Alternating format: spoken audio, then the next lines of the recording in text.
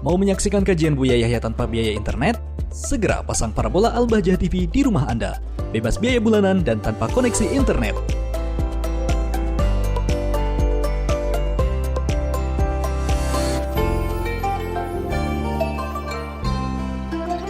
Assalamualaikum Buya. Saya hamba Allah dari Pemalang. Saya meminta nasihat pada Buya yang saya hormati. Saya punya anak laki-laki bekerja di Yogyakarta selama 4 tahun. Pulang ke Pemalang cuma 2 kali selama 4 tahun. Saya sebagai orang tua kangen pengen ketemu, lalu saya menyusul ke Jogja. Ternyata anak saya sudah menikah secara diam-diam Buya, dan sudah punya anak 1. Saya dan istri saya langsung gak karuan pikirannya Buya, melihat kenyataan anak saya seperti itu. Apakah hal ini ujian bagi saya Buya sebagai orang muslim? Mohon nasihatnya Buya, supaya keimanan saya bertambah kuat. Apakah Buya tak... Makasih Buya atas nasihatnya. Baik. Wassalamualaikum warahmatullahi wabarakatuh. Assalamualaikum warahmatullahi wabarakatuh. Anda yang bertanya sebagai orang tua, tiba-tiba punya anak menikah diam-diam. Sekarang pertama akan kami kembalikan kepada Anda. Mungkin anak Anda pernah berbicara tentang pernikahan. Lalu Anda tidak menyambutnya. Jika demikian, yang salah Anda harus banyak istighfar. Sebab pintu halal tidak boleh kita tutup. Banyak orang tua itu mementingkan sukses dunia anaknya, tidak dipentingkan urusan akhirat. Anak wanitanya, anak atau laki punya hajat untuk menikah. Ngadu ke orang tuanya keras kepala. Tidak sampai selesai kuliah. Akhirnya sang anak pun dapat sarjana ekonomi plus pezina. Karena apa? Sudah besar hajatnya tidak dipenuhi.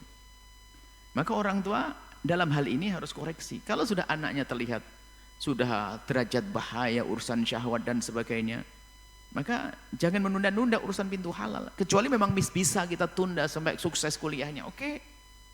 Kalau tidak, diberi pintu halal. Karena ini adalah satu permasalahan yang nggak ada solusinya kecuali dengan cara itu, pernikahan. Kalau urusan makan mungkin tidak ada nasi jamblang, pergi Jogja ada gudeg. Ke Jawa Timur nasi pecel, bisa saja begitu. Tapi urusan ini nggak bisa. Harus dengan pernikahan. Ini kepada bapak semua orang tua. Kalau sang anak sudah pernah membicara dan sebagainya, kalau Anda tidak sambut, berarti anak Anda itu anak baik. Kenapa? Dia tidak mau melakukan yang haram.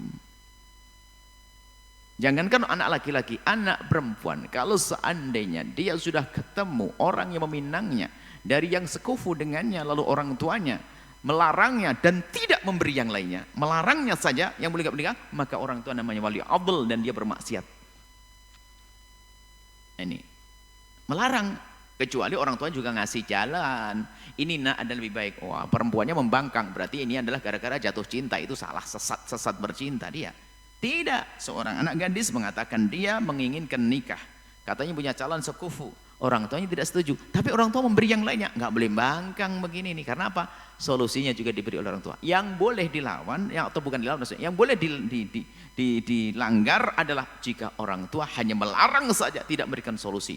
Sebab ini kebutuhan pribadi. Maka kami sampaikan kepada para orang tua, jangan anggap anakmu selamanya sebagai anak saja, akan tapi pandang anakmu, ingat, jangan pandang anakmu selamanya sebagai anak, tapi tolong pandang anakmu sebagai orang yang sudah dewasa dia, sebagai pria, sebagai wanita, sebagai laki-laki, sebagai perempuan yang punya hajat pribadi yang tidak bisa diwakilkan kepada siapapun. Orang tuanya pun tidak bisa menyelesaikannya. Ini Anda sebagai orang tua. Tapi mungkin bagi seorang anak, jika memang Anda belum pernah bicara kepada ayah dan sebagainya, Anda melangkai kalau begitu.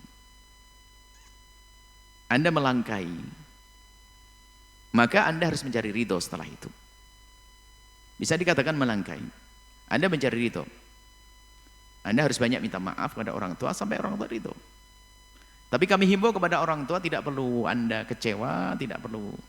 Bahkan ya Anda ambil posisi, alhamdulillah berarti anak saya takut haram, buktinya dengan nikah. Wah, tiba-tiba malah anggap saja, wah tiba-tiba saya punya cucu. Alhamdulillah begitu saja. Jadi nikmati saja, tidak usah Anda gelisah, gundah lalu Anda membuat permusuhan dengan anak.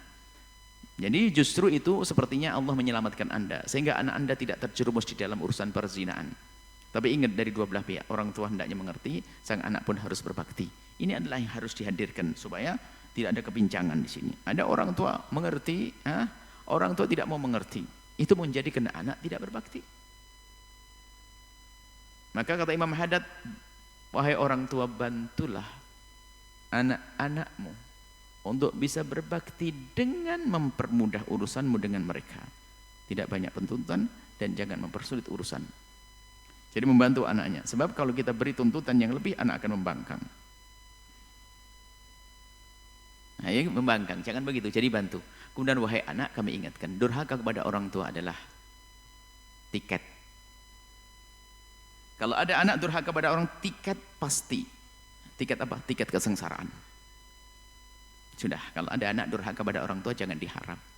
Anda pun jangan mau menikah dengan orang yang durhaka kepada orang tua.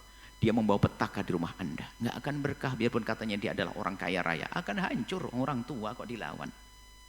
Maka semuanya harus berusaha untuk bisa menyenangkan orang tua, berbakti pada orang tua, waspada dalam hal-hal yang semacam ini. Ini saja insya Allah. Jadi Anda tidak usah banyak gelisah, tidak usah gundah, tinggal Anda sekarang merapat kepada Anda minta maaf kepada anak-anak Anda dan kepada menantu dan peluk cucu Anda. Itu rezeki dari Allah Subhanahu wa taala. Dan kepada anak pun hendaknya juga merapat kepada orang tua, minta maaf, damai, setelah itu adalah indah. Dan siaplah sebagai anak untuk berbakti, dan siaplah sebagai orang tua untuk terus di dalam mengayomi anaknya dengan penuh kasih sayang. Wallahu a'lam bishawab.